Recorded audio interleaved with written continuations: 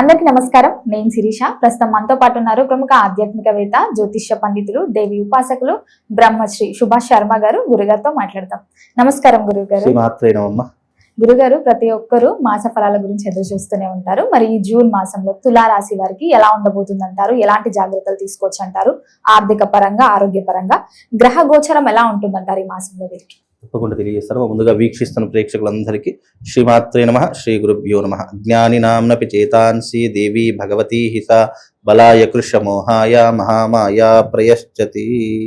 తులారాశి వారికి ఈ మాసంలో గనక చూసుకుంటే అద్భుతమైనటువంటి ఫలితాలు ఉన్నాయి. దశమ స్థానంలో గురు సంచారం, అంటే దశమ స్థానంలో గురు సంచారం చేయడం వల్ల, ఎందుకంటే జూన్ 1వ తారీఖు నుంచి గురు సంచారం అనేటటువంటిది ప్రారంభమవుతుంది. కాబట్టి ఈ గురు సంచార యోగం వల్ల ప్రయోజనాలు ఎలా ఉంటాయి అంటే కనుక ఉద్యోగంలో కానీ, లేదా వ్యవహారికంలో కానీ, లేదంటే సంపాదించే ఆర్థిక విషయంలో కానీ మార్పులు జరిగేటటువంటి తరహాలు ఈ జూన్ 1వ తారీఖు నుండి వీళ్ళకు ప్రారంభమవుతూ ఉంటాయి.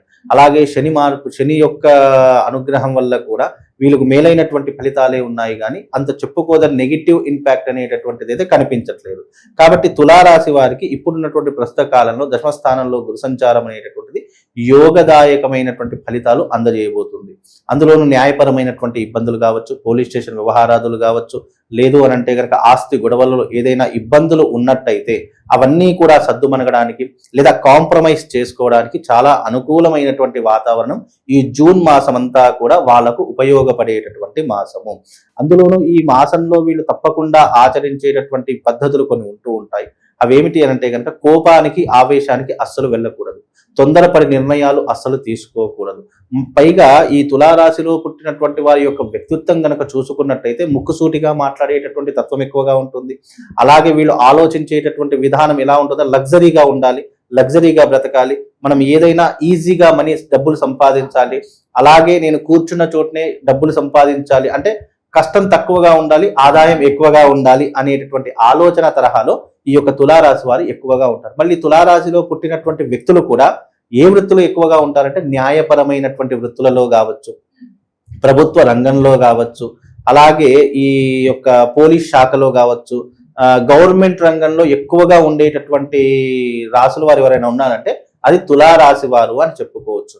మళ్ళీ వీళ్ళు ఎదుటి వారితో ఎలా ఉంటున్నారో వాళ్ళు కూడా వాళ్ళతో అలాగే ఉండాలి అని ఆలోచన కలిగినటువంటి, అంటే నేను నీతో నిజాయితీగా ఉంటున్నాను, నువ్వు కూడా నాతో అదే నిజాయితీతో ఉండాలి అని ఆలోచించేటటువంటి బిహేవియర్ కలిగినటువంటి వారు తులారాశి వారు అని చెప్పుకోవచ్చు. ఒకవేళ గనక ఆ బిహేవియర్లో ఏదైనా లోటు జరిగింది, లేదా ఏదైనా ఇబ్బంది జరిగింది, అరే నాతో ఫేక్ గా ఉంటున్నాడు, లేదా నాతో కరెక్ట్ గా ఉండట్లేదు అనేటటువంటి ఏదైనా చిన్న డౌట్ వచ్చినా ఆ స్నేహం కానీ, ఆ బంధం కానీ అక్కడ తెగిపోతుంది. అది వివాహ బంధం కావచ్చు, స్నేహ బంధం కావచ్చు, రిలేషన్ కావచ్చు, ఏదైనా కావచ్చు. అందుకే తులారాశి వారితో చాలా జాగ్రత్తగా వ్యవహరించాలి, లేదు అంటే బంధాలు తెగిపోయేటటువంటి సూచనలు ఎక్కువగా ఉంటూ ఉంటాయి.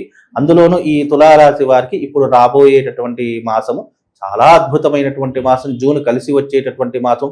మీరు పెట్టుబడులు పెట్టాలన్నా, లేదు అని అంటే గనక కొత్త వ్యాపారాలు ప్రారంభం చేయాలన్నా మీకు అనువైనటువంటి మాసంగా చెప్పబడినటువంటి మాసము ఈ యొక్క జూన్ మాసం. కనుక ఈ జూన్ మాసాన్ని సరిగ్గా యూటిలైజ్ చేసుకుంటే, సరిగ్గా ఉపయోగించుకుంటే గనక మంచి స్థాయికి వెళ్ళేటటువంటి అవకాశము తులారాశి వారికి ఏర్పడబోతుంది. ముఖ్యంగా గురుగారు, ఉద్యోగ రంగంలో ఉన్న వారికి ఎలా ఉంటుందంటారు? ఉద్యోగం మారాలి అని ఆలోచన ఉన్న వాళ్ళకి, ఏదైనా ఆఫర్స్ వచ్చిన వాళ్ళకి మారొచ్చు అంటారా? ఇది కరెక్ట్ టైమా?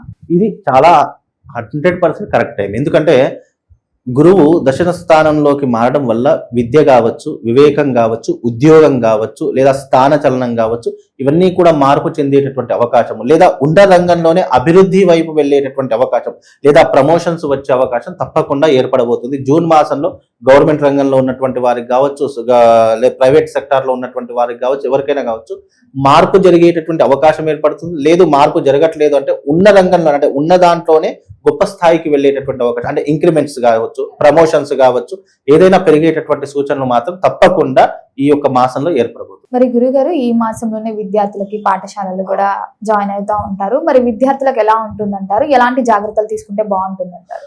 ముందుగా విద్యార్థులకు ఇది స్కూల్స్, పాఠశాలలు కావచ్చు, కాలేజెస్ కావచ్చు, అన్ని విద్యా సంస్థలు ఓపెన్ అయ్యేటటువంటి సమయం కాబట్టి విద్యార్థులకు ముందుగా కావాల్సింది ఏంటి అంటే గనక జ్ఞాపక శక్తి కావాలి, జ్ఞానం కావాలి, మంచి నడవడిక కావాలి. ఈ మూడు ఉన్నటువంటి వాడు ఎక్కడైనా విజయం సాధించేటటువంటి అవకాశాలు ఉంటుంటాయి. ఇప్పుడు పిల్లలకు కూడా చాలా మట్టుకు నేర్పించవలసినటువంటిది ఏంటి అని అంటే గనక మంచి జ్ఞానాన్ని నేర్పించాలి, మంచి నడవడిక అంటే ఏంటి, రెస్పెక్ట్, ఎదుటి వారి రెస్పెక్ట్, గౌరవం ఇచ్చేటటువంటి తరహాలు. ఈ మధ్య కాలంలో పిల్లల్ని చూస్తూ ఉంటే చిన్నవాడు పెద్దవాళ్ళని తేడా లేకుండా ఎలా పడితే అలా మాట్లాడేటటువంటి బిహేవియర్ని పిల్లలు అలవాటు చేసుకుంటూ ఉన్నారు. అలాంటి బిహేవియర్ ఏదైతే ఉందో ఆ బిహేవియర్ని మార్చేటటువంటి, ఎందుకంటే మనం ఎంత విద్య నేర్చుకున్నా గౌరవం ఇవ్వకపోతే ఆ విద్యకు అర్హత ఉండదు. కనుక మనిషిగా నువ్వు విద్యలో కాస్త తక్కువైనా ఎదుటి వారిని గౌరవించేటటువంటి క్రమంలో కావచ్చు, ఎదుటివారి అంటే పిల్లలు దేంట్లో అందంగా కనిపిస్తారంటే గౌరవం ఇవ్వడంలో అందంగా కనిపిస్తారు. కాబట్టి అలాంటి గౌరవ మర్యాదలు నేర్చుకునేటటువంటి తరహాలో విద్యార్థులు ముందుగా ఉండాలి అనేటటువంటి తరహా నేర్చుకోవాలి. అలాంటి సంస్థలు ముందుకు రావాలి. అలాగే విద్యార్థులకు కూడా చాలా మంచి కలిసి వచ్చేటటువంటి మాసంగా కూడా చెప్పుకోవచ్చు. తులారాశి వారికి అంటే ఉద్యోగం లేనటువంటి వారికి కూడా ఉద్యోగ అవకాశాలు వచ్చేటటువంటి మాసంగా చెప్పుకోవచ్చు.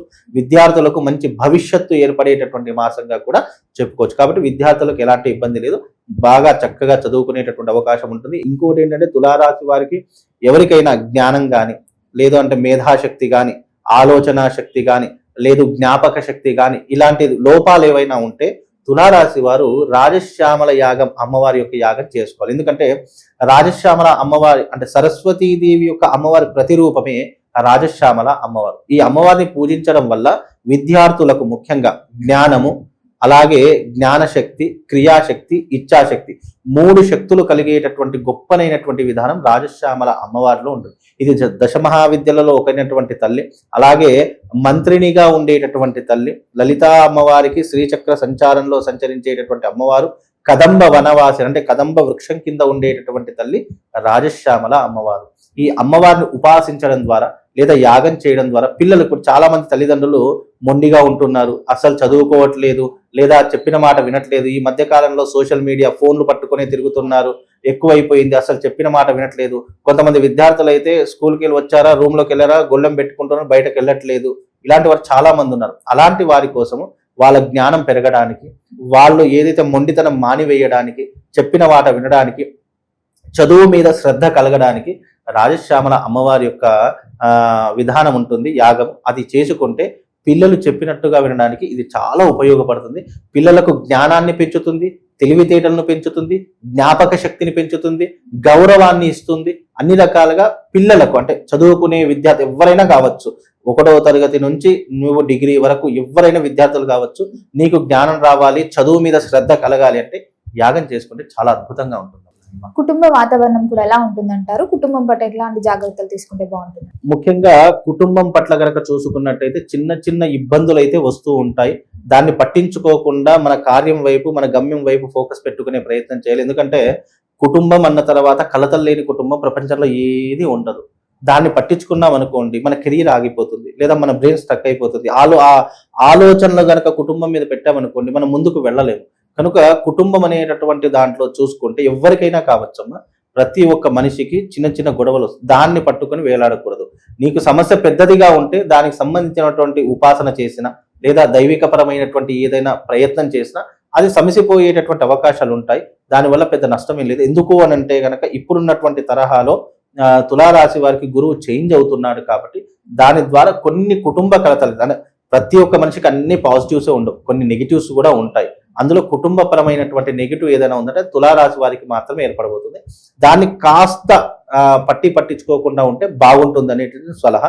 లేదు కుటుంబపరంగా చాలా ప్రాబ్లమ్ ఫేస్ చేస్తున్నానండి, నా భార్య గురించి కావచ్చు, అన్నదమ్ముల గురించి కావచ్చు, లేదా నా రక్త సంబంధికుల గురించి కావచ్చు, నేను చాలా సఫర్ అవుతున్నాను, వాళ్ళ నుంచి నాకు ఏదైనా రెమెడీ కావాలి అని అంటే గనక అది జాతక పరంగా విశ్లేషణ చేసి అసలు ఎందుకు ప్రాబ్లం వస్తుందో దాని ప్రకారంగా చూసి దాన్ని రెక్టిఫై చేసేటటువంటి అవకాశం ఏర్పడుతుంది. గురుగారు, ఓవరాల్ గా చూసుకుంటే ఈ తులారాశి మొత్తంలో ఈ మాసంలో ప్రథమార్థం బాగుంటుందంటారా, ద్వితీయార్థం అమావాస్య తర్వాత బాగుంటుందంటారా? వీళ్ళకు అమావాస్య తర్వాతనే కలిసి వచ్చేటటువంటి, ఎందుకంటే అమావాస్య తర్వాతనే వీళ్ళ గురువు అనేటటువంటి వారు చేంజ్ అవుతారు.